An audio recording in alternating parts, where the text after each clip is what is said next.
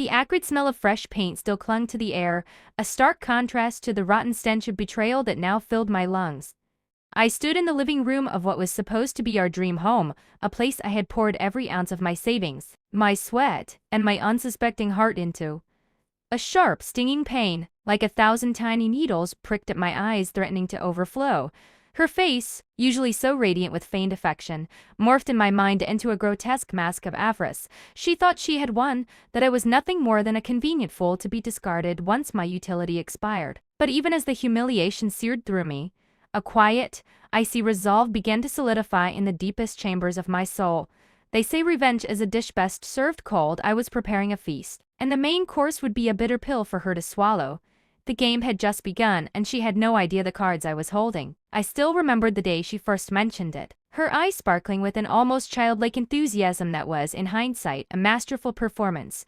"Wouldn't it be wonderful, darling?" she had mused, tracing patterns on my arm with her delicate fingers to finally settle down. "To have a place that is truly ours? And wouldn't it be even more perfect if that place were close to my family? They adore you, you know." Her voice was like a soothing melody, a siren song that lulled my suspicions to sleep. I was utterly, irrevocably in love with Clara, or at least with the woman I believed her to be. We had been together for 2 years, a whirlwind romance that had swept me off my feet from the moment we met. She was vivacious, charming, and seemed to possess an uncanny ability to brighten any room she entered.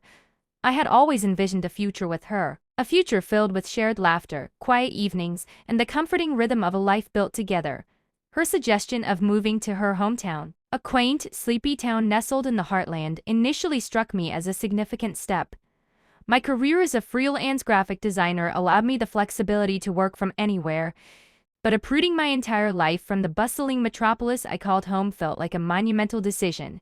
Yet, for Clara, for us, I was willing to consider anything. "Closer to family" was her repeated refrain, a mantra she chanted with such conviction that it resonated deeply within me. I valued family, my own being a tight-knit but geographically dispersed unit. The idea of being embraced by a warm, welcoming extended family held an undeniable appeal. Her parents, Martha and Arthur, were indeed lovely people, salt-of-the-earth types who had always treated me with genuine kindness and affection during our visits. They welcomed me into their home with open arms, their kitchen perpetually filled with the aroma of home-cooked meals and their living room echoing with boisterous laughter. Clara's 2 younger brothers, while initially a bit reserved, had eventually warmed to me, sharing stories of their childhood and making me feel like an honorary member of their clan. It was this sense of belonging, this promise of an extended family that truly swayed me. It felt right, an organic progression of our relationship, a deepening of our roots together. We spent countless weekends poring over online listings, Clara always steering us toward properties in her hometown, specifically those that seemed to be in need of a significant amount of tender loving care. "A fixer-upper, darling," she would exclaim, her eyes gleaming. "Imagine the equity we could build. We could transform it and make it truly ours, a testament to our love and hard work." Her enthusiasm was infectious. Being a practical man with a solid understanding of home renovation thanks to my father's side business, saw the logic. I had a good eye for potential and a decent sum saved up from years of prudent financial management. The thought of rolling up my sleeves, getting my hands dirty, and building something substantial with Clara by my side filled me with a quiet joy. It was not just a house, it was a project, a shared dream, a tangible manifestation of our commitment to each other. The house we eventually settled on was a charming, albeit dilapidated, Victorian-era property on the outskirts of town. It had good bones, as they say, but it was clear that it had been neglected for decades. Peeling paint, a leaky roof, antiquated plumbing, and a garden that resembled a tropical jungle, it was a true diamond in the rough. The asking price was surprisingly low, a fact Clara attributed to its condition and the urgent need of the elderly sellers to move closer to their children. I did my due diligence, hired an inspector, and while the report flagged numerous issues, none seemed insurmountable for someone with my skills and determination. We closed on the property in early spring, the crisp air filled with the scent of budding trees and the promise of new beginnings. The deed was solely in my name, a detail I hadn't given a second thought to at the time. Clara had suggested it, saying, "Oh, darling, your credit is so much better than mine, and besides, you are the one putting up most of the initial capital for the purchase and renovations.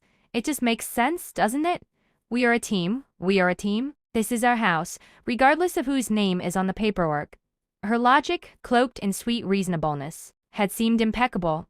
I trusted her implicitly. I loved her, The first few months were a blur of hard work and shared excitement. We spent every spare moment at the house, tearing down crumbling drywall, stripping layers of ancient wallpaper, and hauling out debris. I meticulously planned the renovations, budgeting every dollar every hour. Clara was a fantastic motivator, always there with a refreshing drink or a sandwich, offering words of encouragement, and sometimes even lending a hand with lighter tasks like sanding or painting baseboards. She had an amazing eye for design, choosing paint colors and fixtures that promised to transform the dusty old house into a vibrant, modern home while preserving its historical charm. I deferred to her taste on many aesthetic decisions, confident that she understood our shared vision. We would often sit on the bare floor in the evenings, exhausted but content, sipping cheap takeout coffee and dreaming aloud about future dinner parties, quiet mornings on the porch, and perhaps, one day, the patter of tiny feet echoing through the newly renovated halls. Those were the moments I really cherished, moments when I felt utterly complete, a man building his future with the woman he adored in a place that felt like home. My friends from the city, those who had initially expressed reservations about my move, would call to check in. I would describe the progress, the challenges, the satisfying ache in my muscles at the end of a long day. Is going to be magnificent, I would tell them, my voice brimming with pride. Clara has impeccable taste, and I am learning so much about construction.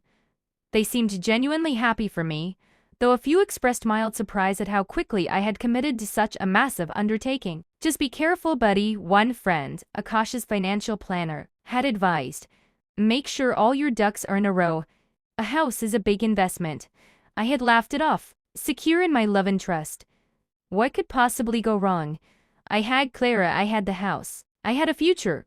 I had everything I had ever wanted, or so I thought, the subtle cracks in her facade, the fleeting moments of evasiveness, the occasional unexplained absence, I had dismissed them all as minor imperfections in an otherwise perfect picture. I was a man in love, blind to the storm clouds gathering on the horizon, deaf to the whispers of deceit that were slowly, inexorably, tightening around my unsuspecting heart. The first tremor of unease, a faint, almost imperceptible shift in the ground beneath my feet began subtly. It was a Tuesday evening, a cool autumn night. I had just finished installing the new kitchen cabinets, a task that had taken me 3 grueling days. My back ached, my hands were calloused, but the gleaming white cabinetry against the freshly painted walls filled me with a profound sense of accomplishment. Clara was supposed to meet me at the house an hour earlier to pick up some paint samples she had ordered, but she was late, not just a little late but an hour and a half late. This was uncharacteristic for her. Clara was usually punctual, almost obsessively so, additively so, especially when it came to our renovation schedule. I tried calling her phone, but it went straight to voicemail. A tiny knot of worry tightened in my stomach. Perhaps she was in traffic, or had an unexpected errand. I tried to dismiss the thought, attributing it to my exhaustion. I decided to clean up the kitchen, putting away my tools and sweeping up the sawdust. As I was gathering a pile of discarded material, a small, dark object caught my eye, half hidden beneath a stack of old newspapers. It was her cell phone. My heart immediately leapt into my throat. How could she have forgotten it? She was inseparable from that device, constantly checking messages, updating social media, communicating with friends. This was not like her at all. My first instinct was to call her a landline at her parents' house, where she was staying until the renovations were complete. But then a more sinister thought, a tiny serpent of suspicion, began to coil in my mind. Why had she been so late? And why had she left her phone? I picked up the phone, a strange reluctance battling with an undeniable surge of curiosity. It was a model I recognized, an older version of her usual device, one she claimed was her backup phone for emergencies. She rarely used it. My thumb hovered over the power button. It felt wrong, a violation of trust. But the image of her sparkling eyes, the memory of her whispered promises, suddenly seemed tainted by a subtle, almost imperceptible dissonance. The phone powered on, and to my surprise, it was unlocked. My breath hitched. She was meticulous about privacy, always keeping her devices locked. A cold dread began to seep into my bones. I navigated to her text messages, my fingers trembling slightly. The first few conversations were innocuous, family updates, mundane errands. Then I saw a name that made my blood run cold. Derek. Derek was her ex-boyfriend, a man she had dated seriously for several years before me. She had always spoken of him with a dismissive shrug, claiming their relationship had simply run its course, that they were nothing more than old acquaintances who occasionally bumped into each other in their small hometown. but the sheer volume of messages with him spanning several months was alarming. My heart began to pound a frantic rhythm against my ribs. I scrolled further, each message a hammer blow to my chest. The conversations were not casual, they were intimate, filled with shared jokes, veiled references, and increasingly, discussions about the plan. A chilling sensation crept up my spine. My eyes darted across the screen, searching for context, for an explanation. And I saw it. The message that shattered my world into a million irreparable pieces. It was from Derek. Time-stamped just 2 days prior. Once he renovates it, read, we'll force him out and make a fortune. The words seemed to swim before my eyes, blurring into an incomprehensible tangle of malice. My hands tightened around the phone, my knuckles turning white. Force him out? Make a fortune? Make a fortune? The air in the room seemed to vanish, replaced by a suffocating void. I reread the message again and again, as if by sheer force of will I could change the damning words. But they remained, stark and undeniable, a testament to a betrayal so profound it defied belief. My mind reeled, grasping for any alternative explanation, any benign interpretation. Perhaps it was a joke, a misunderstanding? But the context of the preceding messages, filled with detailed discussions of property values, renovation costs, and exit strategies, left no room for doubt. Another message from Derek, just hours before she had left the phone, solidified the horror. He's almost done with the kitchen. So meticulous. Bless his naive heart. He's building our gold mine, Clara. It won't be long now. Our gold mine. The house, my house, my house, the one I had poured my life into, was nothing more than a pawn in their cruel game. Clara, my Clara, my Clara. The woman I had loved, trusted, and planned a future with, was an accomplice, a willing participant in this heinous scheme. The pain was so intense it felt physical, a crushing weight on my chest, forcing the air from my lungs. It was not just the financial betrayal, though that was devastating enough. It was the complete obliteration of trust, the shattering of every shared dream, every tender moment revealed as a calculated lie. The depth of her deception, the sheer audacity of her long-term manipulation, was staggering. She had looked me in the eye, kissed me, held my hand, all while planning to strip me bare and cast me aside. A primal scream built in my throat, but it died there, choked by the sheer enormity of the betrayal. My vision blurred, tears of rage and disbelief finally overflowing, tracing hot paths down my dust-streaked cheeks. I wanted to smash the phone, to tear the house apart with my bare hands, to confront her, to scream every vile word I could conjure. But even in that moment of raw, visceral pain, a flicker of something cold and cunning ignited within me. The memory of her innocent smiles, her feigned affection, fueled a burning desire for something far more satisfying than an emotional outburst. They wanted to make a fortune? They wanted to force me out? Not if I had anything to say about it. I placed the phone back exactly where I found it, carefully, meticulously. My hands were shaking, but my mind was beginning to clear, sharpened by a cold, furious determination. I wiped my tears with the back of my hand, the dust mixing with the salty tracks on my skin. I would not give her the satisfaction of knowing I knew. I would not give her the chance to lie her way out of it, to manipulate me further. She wanted to play a game, fine. I would play it too, but by my rules. The naive fool was gone, replaced by a man hardened by betrayal, a man with a singular purpose. I would not just protect myself, I would turn their greed into their greatest downfall. They wanted a fortune. I would ensure they received nothing but the bitter taste of their own deceit. The anger, though still simmering, began to coalesce into a formidable, strategic resolve. This was not over. This was only the beginning. The following days were an exercise in excruciating self-control. Every fiber of my being screamed to confront Clara, to expose her, to tear down the elaborate facade she had so painstakingly constructed. But the cold hard logic I had forged in the crucible of my betrayal held firm.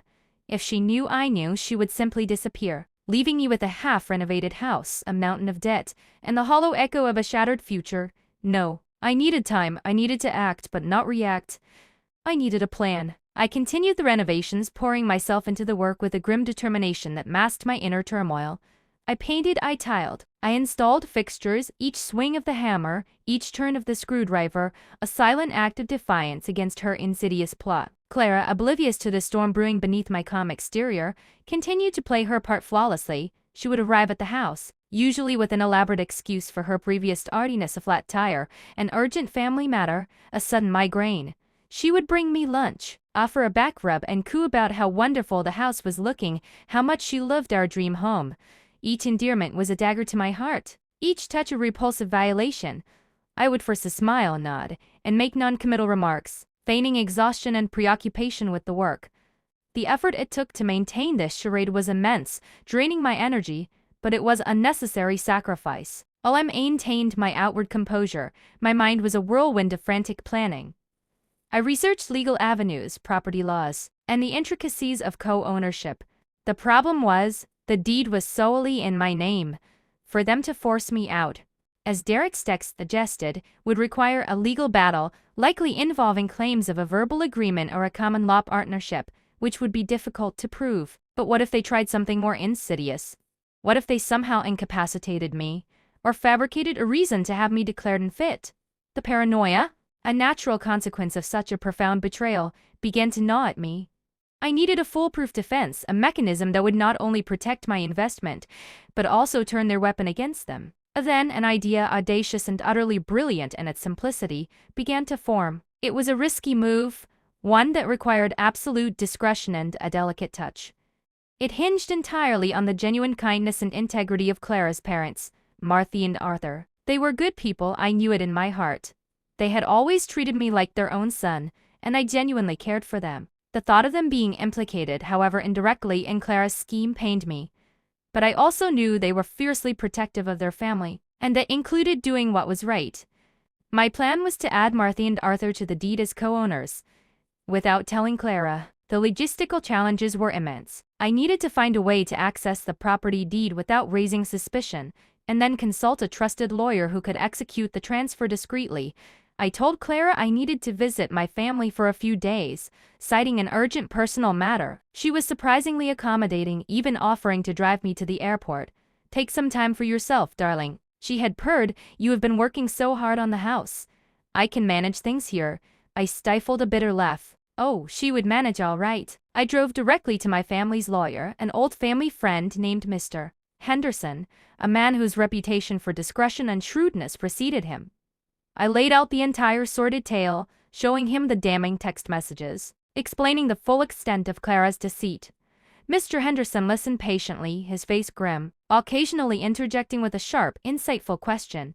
When I proposed adding Martha and Arthur to the deed, he raised an eyebrow. "It is certainly an unconventional strategy, young man," he observed, steepling his fingers. "You are essentially giving away a portion of your asset. And what if they are complicit or can be swayed by their daughter?" "They are not," I stated with unwavering conviction. "Martha and Arthur are good people. I trust them completely. They would never knowingly participate in something so cruel. My only concern is how to do this without Clara's knowledge, and how to protect them from any legal repercussions if this goes south." Mr. Henderson leaned back, a thoughtful expression on his face. "It can be done, provided they are willing. You would execute a quitclaim deed, transferring a percentage of ownership to them as joint tenants with right of survivorship, or as tenants in common. The following days were an exercise in excruciating self-control. Every fiber of my being screamed to confront Clara, to expose her, to tear down the elaborate facade she had so painstakingly constructed. But the cold, hard logic I had forged in the crucible of my betrayal held firm. If she knew I knew, she would simply disappear, leaving me with a half-renovated house, a mountain of debt, and the hollow echo of a shattered future. No, I needed time. I needed to act, but not react. I needed a plan. I continued the renovations, pouring myself into the work with a grim determination that masked my inner turmoil. I painted, I tiled, I installed fixtures. Each swing of the hammer, each turn of the screwdriver, a silent act of defiance against her insidious plot. Clara, oblivious to the storm brewing beneath my calm exterior, continued to play her part flawlessly. She would arrive at the house, usually with an elaborate excuse for her previous tardiness: a flat tire, an urgent family matter, a sudden migraine. She would bring me lunch, offer a back rub, and coo about how wonderful the house was looking, how much she loved our dream home. Each endearment was a dagger to my heart, each touch a repulsive violation. I would force a smile, nod, and make non-committal remarks, feigning exhaustion and preoccupation with the work. The effort it took to maintain the charade was immense, draining my energy, but it was a necessary sacrifice. While I maintained my outward composure, my mind was a whirlwind of frantic planning. I researched legal avenues, property laws, and the intricacies of co-ownership. The problem was the deed was solely in my name. For them to force me out, as Derek's text suggested, would require a legal battle, likely involving claims of a verbal agreement or a common law partnership, which would be difficult to prove. But what if they tried something more insidious? What if they somehow incapacitated me, or fabricated a reason to have me declared unfit? The paranoia, a natural consequence of such a profound betrayal, began to gnaw at me. I needed a foolproof defense, a mechanism that would not only protect my investment, but also turn their weapon against them. Then, an idea audacious and utterly brilliant in its simplicity began to form. It was a risky move, a one that required absolute discretion and a delicate touch. It hinged entirely on the genuine kindness and integrity of Clara's parents, Martha and Arthur. They were good people. They were good people. I knew it in my heart. They had always treated me like their own son, and I genuinely cared for them. The thought of them being implicated, however indirectly, in Clara's scheme pained me. But I also knew they were fiercely protective of their family, and that included doing what was right. My plan was to add Martha and Arthur to the deed as co-owners, without telling Clara. The logistical challenges were immense. I needed to find a way to access the property deed without raising suspicion, and then consult a trusted lawyer who could execute the transfer discreetly. I told Clara I needed to visit my family for a few days, citing an urgent personal matter. She was surprisingly accommodating, even offering to drive me to the airport. "Take some time for yourself, darling," she had purred. "You've been working so hard on the house." "I can manage things here," I stifled a bitter laugh. Oh, she would manage all right. I drove directly to my family's lawyer, an old family friend named Mr. Henderson, a man whose reputation for discretion and shrewdness preceded him. I laid out the entire sordid tale, showing him the damning text messages explaining the full extent of Clara's deceit. Mr. Henderson listened patiently, his face grim, occasionally interjecting with a sharp, insightful question. When I proposed adding Martha and Arthur to the deed, he raised an eyebrow. "It is certainly an unconventional strategy, young man," he observed, steepling his fingers. "You are essentially giving away a portion of your asset. And what if they are complicit or can be swayed by their daughter?" "They are not," I stated with unwavering conviction. "Martha and Arthur are good people. I trust them completely. They would never knowingly participate in something so cruel. My only concern is how to do this without Clara's knowledge, and how to protect them from any legal repercussions if this goes south." Mr. Henderson leaned back, a thoughtful expression on his face. "It can be done, provided they are willing. You would execute a quitclaim deed, transferring a percentage of ownership to them as joint tenants with right of survivorship, or as tenants in common. The crucial part, of course, is their cooperation and discretion.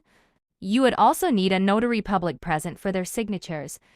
This could be arranged covertly, perhaps during a visit when Clara is not present." He then explained the legal implications in meticulous detail, ensuring I understood the risks and benefits. Adding them as joint tenants with right of survivors, it meant that if I were to pass away, the house would automatically go to them, not to my estate, which Clara might try to claim. More importantly, it meant that for any future sale, all co-owners would need to sign off. This was the linchpin of my plan. The next hurdle was getting Martha and Arthur to agree without revealing the full extent of Clara's treachery, at least not yet. I couldn't risk them tipping her off. I arranged a discreet meeting with them, inviting them out for coffee under the guise of discussing some future plans for the house. I chose a quiet diner far from their usual haunts, ensuring no chance encounters. When we were seated, I took a deep breath. "Martha, Arthur," I began, my voice steady despite the tremor in my hands. "I need to discuss something very important with you, something that involves the house. I have been thinking about the future, about how much I value your family, and how much I want this house to be a place of security for all of us. I have decided, in light of how much help you have given us with the renovations, and because I truly see you as family, that I would like to add both of your names to the deed as co-owners. Just a small percentage, of course, a token of my gratitude and commitment to building a life here close to all of you. It would also serve as a measure of financial security for you both in the future, should anything unforeseen happen." I watched their faces carefully. Martha's eyes widened slightly, a look of surprise giving way to confusion. Arthur, ever the more pragmatic one, furrowed his brow. "Son, that is incredibly generous of you," Arthur said slowly, "but it seems like a very substantial gift. Are you certain?" "Absolutely certain," I insisted, maintaining eye contact. "It gives me peace of mind, knowing that if anything were to happen to me, you would have a vested interest in the property. And it solidifies our connection. This is more than just a house to me, it is the foundation of our future together." I fabricated a story about wanting to ensure their financial stability given their impending retirement, knowing their current pension was modest. It was a half-truth, but it played on their genuine nature. After a moment of thoughtful silence, Martha reached across the table and squeezed my hand. "You truly are a wonderful young man," she said, her voice thick with emotion. "We would be honored, but you are sure this is what you want?" "More than anything," I affirmed, a silent prayer of gratitude rising in my heart. They signed the necessary paperwork, notarized by a mobile notary Mr. Henderson had arranged, all under the guise of an important real estate formality that I needed to complete quickly before Clara returned. They trusted me completely, and their trust, ironically, was the key to their daughter's undoing. The new deed was filed electronically the next day, a quiet, almost imperceptible shift in ownership that would, in time, unleash a maelstrom. Back in the house, the atmosphere felt different. My secret gave me an odd sense of power, a quiet resolve that solidified with each completed task. The kitchen was finished, a masterpiece of modern design and functional elegance. The living room was next, followed by the bedrooms and bathrooms. Clara continued her charade, occasionally bringing Derek's name into conversation, always casually, always innocuously. "Oh, Derek was just asking about the market value of houses around here," she would say with a shrug. "He's thinking of investing." I would nod, feigning disinterest, my mind racing. She was clearly setting the stage, priming me for the eventual conversation about selling. Each time I felt a fresh surge of disgust, but also a growing satisfaction. The trap was set. One evening, as we sat on the newly installed patio, enjoying the cool breeze and the sunset over the now manicured lawn, Clara finally made her move. "Darling," she began, her voice unusually soft, "I have been doing some research, and the property values in this area have absolutely skyrocketed since we bought the house. All your hard work has paid off tremendously." She leaned closer, her eyes glittering with what I now recognized as pure avarice. "What if we were to consider selling? We could make an absolute fortune, more money than we ever dreamed of. We could buy an even bigger, grander house, anywhere we want." My heart hammered against my ribs, but I forced my voice to remain calm, almost hesitant. "Sell? But Clara, this is our dream home. We have poured so much into it, and we moved here to be closer to your family, remember?" She waved a dismissive hand. "Oh, a dismissive hand. We can still be close to family. It is not about the location, it is about the investment, darling. Think of the potential. We could double, even triple our initial investment. We could be set for life." Her excitement was palpable, almost manic. She was so close to her perceived victory, so confident in her manipulative prowess, that she couldn't see the abyss she was teetering on the edge of. I let her talk, listening to her elaborate fantasies of luxury cars, exotic vacations, and a life of effortless wealth. The irony was suffocating. She was describing the spoils of my labor, the fruit of my heartbreak, all planned to be shared with her accomplice Derek. "Well," I said slowly, feigning a deep contemplation, "it is a big decision, Clara, untechnically. Since your parents are now also part owners, we would need their agreement as well. It is only fair." The color drained from her face. Her smile faltered, her eyes widening in disbelief. My parents?" she stammered, her voice thin.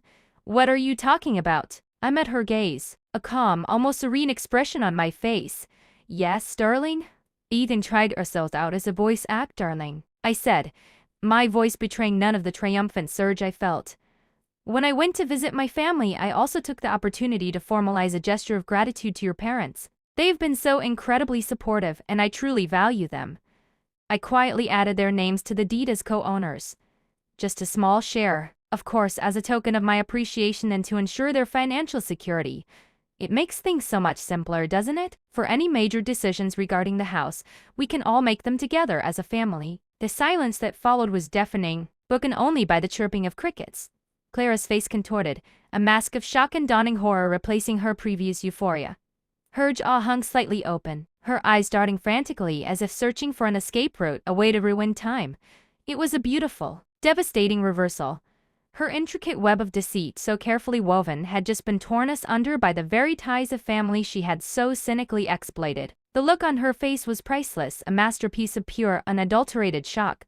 The game, my dearest Clara, has just begun. The immediate aftermath of my revelation was a maelstrom of confusion and denial from Clara. She scrambled to regain her composure, her mind clearly racing to process this unexpected complication. "My parents?" she repeated, her voice rising in pitch, a desperate edge creeping into her tone. "Oh, why would you do that? Without telling me?" Her carefully constructed facade was cracking, revealing the raw, panicked woman beneath. As I explained, I maintained calmly, keeping my voice even. It was a gesture of appreciation for all their help and support, and to ensure their future financial security. It is a family home now, in every sense of the word. I thought you would be pleased. I watched her, observing every nuance of her unraveling, savoring the slow burn of her realization. Pleased? She shrieked, finally dropping the pretense. How could I be pleased? You did this behind my back. This changes everything. Her face was flushed, her eyes wide with a mixture of anger and panic. The shift from loving girlfriend to furious conspirator was instantaneous and stark. Changes what, Clara? I asked, my voice deceptively gentle. It only means we are all more invested in our shared future here. Unless, of course, your plans for this house were not as straightforward as you led me to believe. The subtle insinuation hung in the air, a poisonous dart aimed directly at her deceit. She visibly flinched, her eyes darting away. Of course not. What are you implying? Her voice was laced with a forced indignation, but the tremor in her hands betrayed her. It is just a surprise, a big surprise, and a very inconvenient one. Now it will be so much more complicated to make any decisions. Complicated for whom? I inquired, raising an eyebrow. It seems perfectly straightforward to me. 3 owners, all in agreement. Simple. Over the next few days, Clara's attempts to recover the situation were increasingly desperate and frankly comical. She first tried appealing to my love for her. Darling, please, she'd plead, her voice dripping with artificial sweetness. This is our chance. We could be free of all financial worries. Just talk to your lawyer. Surely there's a way to reverse this. We can ask my parents to sign it back over to you. Why would they do that? I responded, feigning innocence. They were happy to receive it, and they are looking forward to the security it provides. Then she tried to manipulate her parents. I overheard snippets of phone calls, her voice hushed and urgent. Mom, Dad, you have to understand. This was a mistake. He should not have done this. It is complicating things. We need to sell this house. We need the money. For our future. She would then launch into a tearful monologue, painting a picture of a gilded future that would somehow, miraculously, benefit them too. Martha and Arthur, however, remained unwavering. I had subtly, carefully prepared them for this. During my family visit after the legalities were handled, I had sat down with them again. Clara might be surprised by this, I had confessed, looking genuinely troubled. She might even be a little upset. She has always been quite ambitious, and I think she might have had some different ideas for the house's financial future. But I just wanted to do what I felt was right, what was secure for all of us. If she tries to push for a sale, please just consider what is truly best for your security, not just for her immediate desires. She has a way of being very persuasive. I had planted the seed of doubt, framing it as concern for their well-being against Clara's impulsiveness, rather than her deliberate malice. It worked. They were protective, yes, but also principled. So when Clara called them, first with cajoling, then with thinly veiled demands, they stood firm. Clara, dear, I heard Martha say over the phone one afternoon, her voice calm but resolute. We appreciate your concern for our future, but David was so generous. This house is a blessing. We are not interested in selling it. We are comfortable here and it is a lovely place. We feel secure with our names on the deed. Clara's furious outburst on the phone was barely muffled. Even from the next room, you don't understand, she shrieked. This is not about comfort. This is about opportunity. He gave it to you, he can just as easily take it back. No, Clara, Arthur's voice boomed, David is a good man. He did a good thing. And what is on a legal document, that is what counts. We are not signing anything away. This is a family home now. As David said, the phone call ended abruptly. Clara stormed into the living room, her face contorted in a mask of pure rage. She stood before me, chest heaving, her eyes blazing with a fury that was both terrifying and satisfying to witness. You, she spat, pointing an accusing finger at me. You did this on purpose. You knew. You know about everything, don't you? My heart gave a triumphant leap. Finally, the mask was fully off. I met her gaze, a calm, almost serene expression on my face. Know about what, Clara?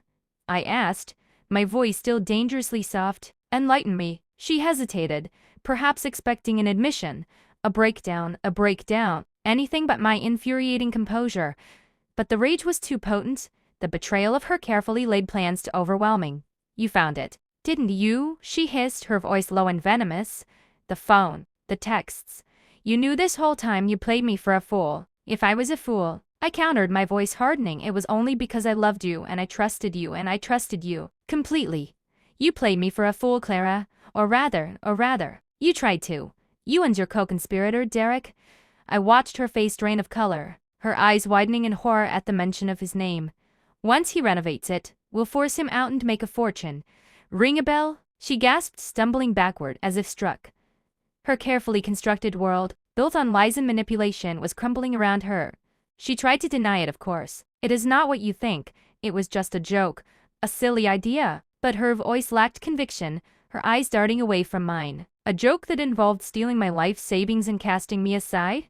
I scoffed, a bitter laugh escaping my lips. That sounds like a very expensive joke, Clara, and a very cruel one. We were just talking, she pleaded, a desperate attempt to salvage some shred of credibility. It was just idle speculation. It never would have happened. Oh, I'm quite certain it would have, I retorted, my voice laced with ice. Your partner in crime, Derek, seemed quite confident of it. He thought I was building his gold mine. I let the words hang in the air, allowing their full weight to settle upon her. Clara's shoulders slumped. The fight seemed to drain out of her, replaced by a defeated slump. What do you want? She whispered, her voice barely audible. What do I want? I echoed, rising to my feet and walking toward her, forcing her to back away until her back hit the freshly painted wall. I want you out of my house, out of my life. I want you to face the consequences of your actions. She stared at me, her eyes wide, a flicker of fear replacing the rage. You cannot just kick me out. This is my home too. We are engaged. No, Clara, I corrected, my voice deadly quiet. This is my house. The deed is in my name and your parents'. Yours is nowhere on it. And we are most certainly not engaged. We are done. And as for kicking you out, I am merely asking you to leave. If you refuse, I will involve law enforcement. I have all the evidence I need of your attempted fraud. I motioned towards her forgotten phone, still sitting on the kitchen counter, the damning messages still visible on its screen. She followed my gaze, a fresh wave of panic washing over her face. Her bravado crumbled completely. She stammered, she pleaded, she even tried to cry, but the tears were dry. Crocodile tears devoid of genuine emotion. She begged for a second chance, for forgiveness, for us. The performance was pathetic, a pale imitation of the woman I had once loved. I felt nothing but a profound emptiness, a chilling clarity. The woman I had loved never existed. She was a figment of my imagination, a projection of my hopes and dreams onto a manipulative opportunist. Pack your things, Clara, I said, my voice flat. Anything you brought into this house, you can take. Anything I paid for stays. You have exactly 1 hour. I turned and walked away, leaving her standing there, a shattered image of a woman whose grand scheme had spectacularly backfired, trapped by her own greed and the unwavering integrity of her parents. The sweet taste of justice, long anticipated, was finally on my tongue. The silence that settled over the house after Clara's ignominious departure was profound, almost deafening. Her earnest pleas and desperate attempts to salvage her shattered scheme had been met with my unwavering resolve. She had tried to paint herself as the victim of my vindictiveness, but the evidence, both textual and circumstantial, was overwhelming. With the threat of legal action which, after my consultation with Mr. Henderson, I was fully prepared to pursue, she eventually gathered her paltry belongings, a small duffel bag and a few boxes of clothes, and slinked out the door. She didn't look back. The moment the door clicked shut behind her, a weight I hadn't realized I was carrying lifted from my shoulders, and I allowed myself a deep, shuddering breath of pure, unadulterated relief. The next morning, I drove to Martha and Arthur's house. I sat them down, not in the public diner this time, but in their cozy living room, surrounded by familiar photographs and the comforting scent of freshly baked bread. This time, I laid out the entire truth, showing them the text messages, explaining the full depth of Clara's deception, her plan to exploit my labor and their good nature. Martha gasped, her hand flying to her mouth, her eyes welling up with tears. Arthur's face turned grim, his jaw tightening with a quiet, furious anger. "Oh my heavens," Martha whispered, her voice trembling. "My own daughter, how could she?" The pain in her eyes was palpable, a mother's heartbreak at the revelation of her child's profound betrayal. Arthur gently put his arm around his weeping wife. "We knew she was ambitious, son, but this is beyond anything we could have imagined." He shook his head slowly. "To use you like that, and to involve us even unwittingly, it is despicable." I reassured them that they were innocent, that their names on the deed were not a burden, but rather a protection for me and for them. "I never wanted to cause you pain," I told them sincerely. But I had to protect myself, and now I believe it has also protected you.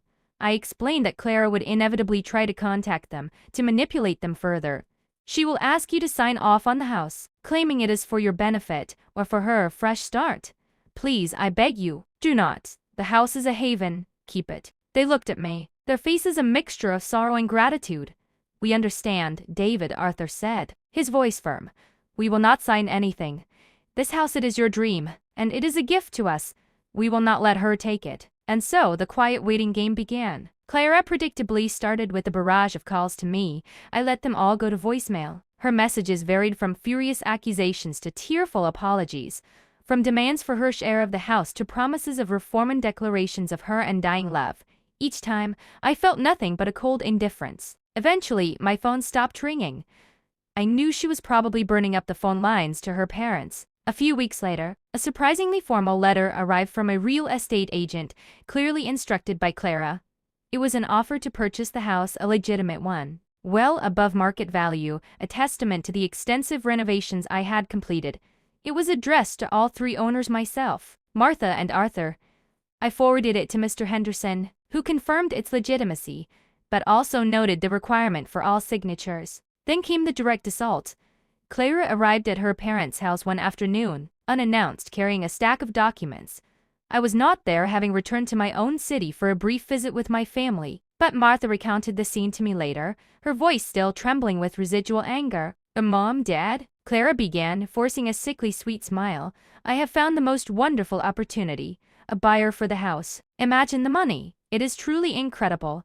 She spread the documents out on their kitchen table, pointing at figures with an overly enthusiastic finger. All we need are your signatures, and we will be set. We can all benefit. Martha, armed with the truth, looked at her daughter with sorrowful eyes. Clara, we are not selling the house. Clara's smile vanished. What? Why not?